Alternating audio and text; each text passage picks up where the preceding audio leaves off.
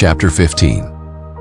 The Lord instructed Moses, "Speak to the Israelites and tell them, when you enter the land I am giving you to settle in, and you make a food offering to the Lord from the herd or flock, either a burnt offering or a sacrifice to fulfill a vow, or as a free will offering, or at your appointed festivals to produce a pleasing aroma for the Lord, the one presenting his offering to the Lord is also to present a grain offering of 2 quarts of fine flour mixed with a quart of oil.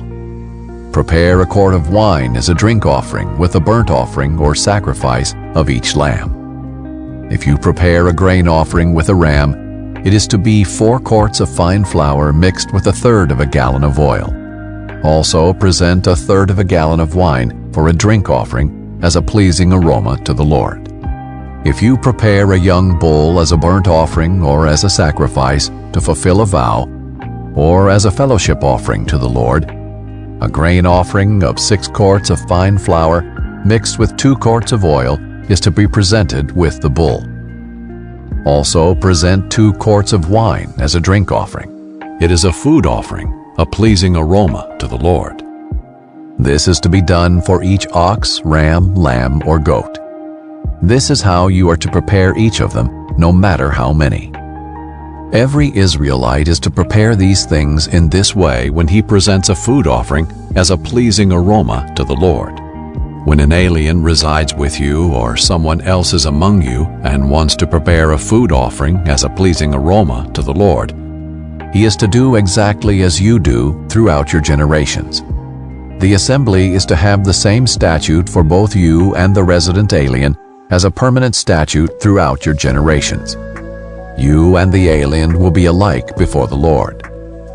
The same law and the same ordinance will apply to both you and the alien who resides with you. The Lord instructed Moses, "Speak to the Israelites and tell them, after you enter the land where I am bringing you, you are to offer a contribution to the Lord when you eat from the food of the land. You are to offer a loaf from your first batch of dough as a contribution. Offer it just like a contribution from the threshing floor. Throughout your generations, you are to give the Lord a contribution from the first batch of your dough.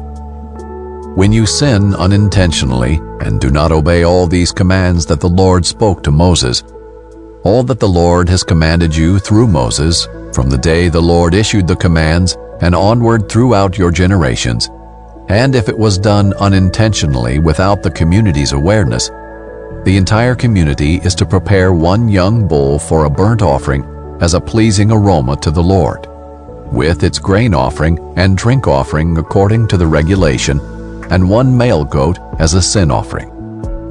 The priest will then make atonement for the entire Israelite community so that they may be forgiven, for the sin was unintentional. They are to bring their offering, a food offering to the Lord, and their sin offering before the Lord for their unintentional sin. The entire Israelite community and the alien who resides among them will be forgiven, since it happened to all the people unintentionally. If one person sins unintentionally, he is to present a year-old female goat as a sin offering.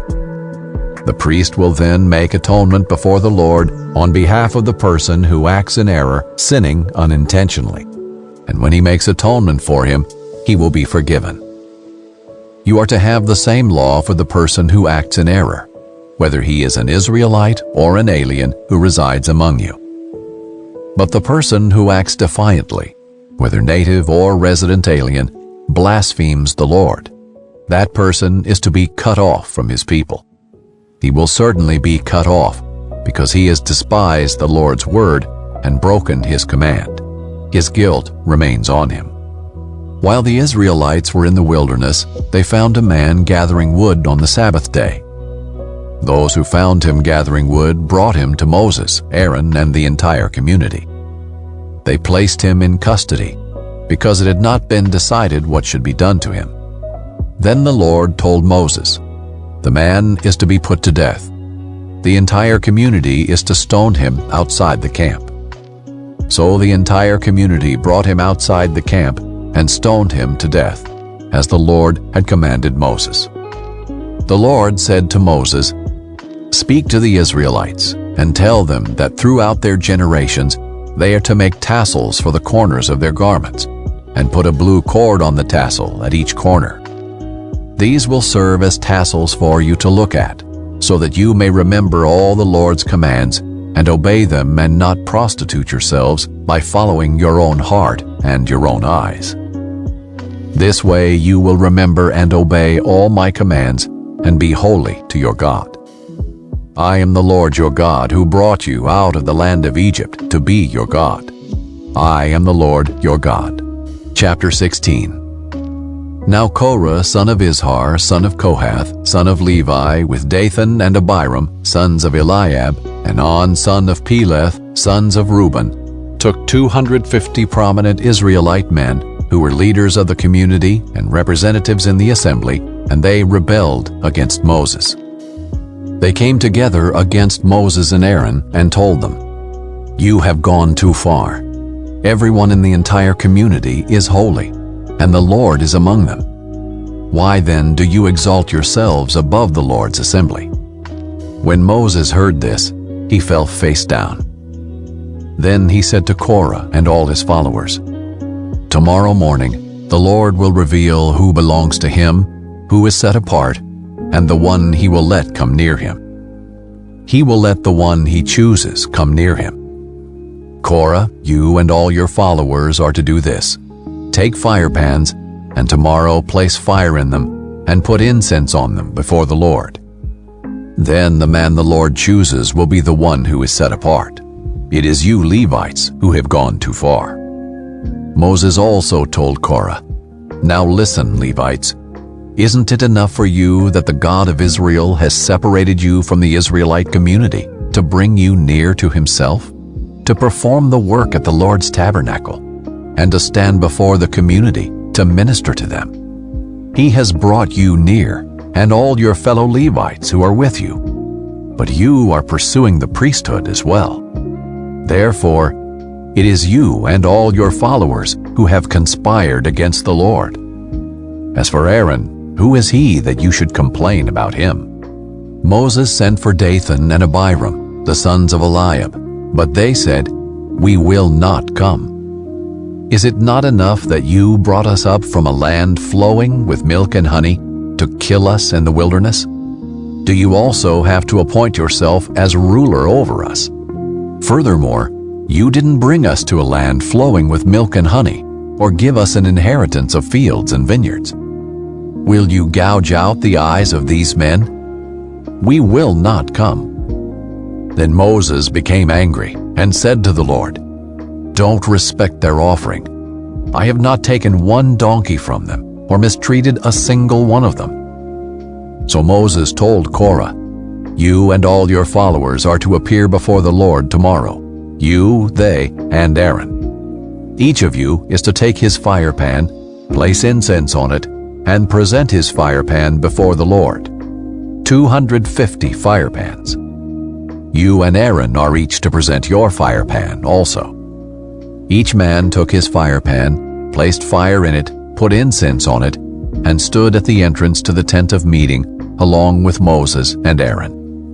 After Korah assembled the whole community against them at the entrance to the tent of meeting, the glory of the Lord appeared to the whole community.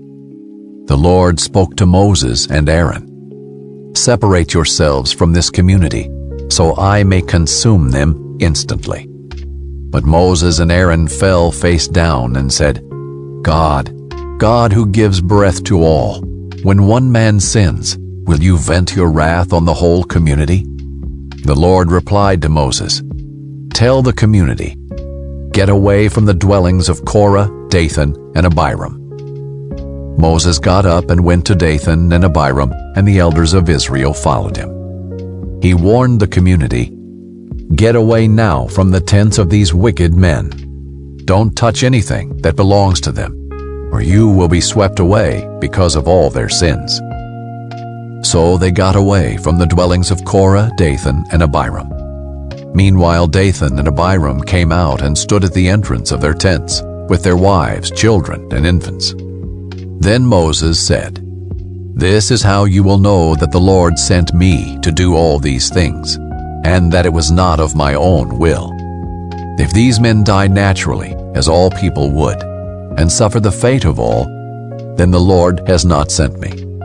But if the Lord brings about something unprecedented, and the ground opens its mouth and swallows them, along with all that belongs to them, so that they go down alive into Sheol, then you will know that these men have despised the Lord." Just as he finished speaking all these words, the ground beneath them split open.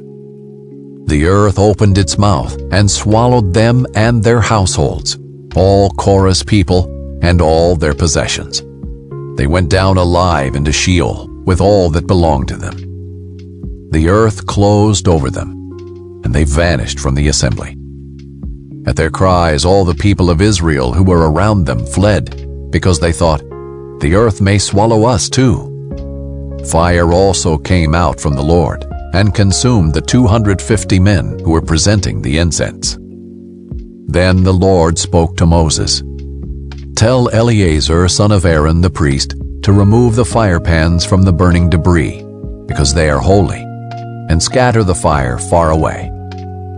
As for the fire pans of those who sinned at the cost of their own lives, make them into hammered sheets as plating for the altar, for they presented them before the Lord, and the fire pans are holy.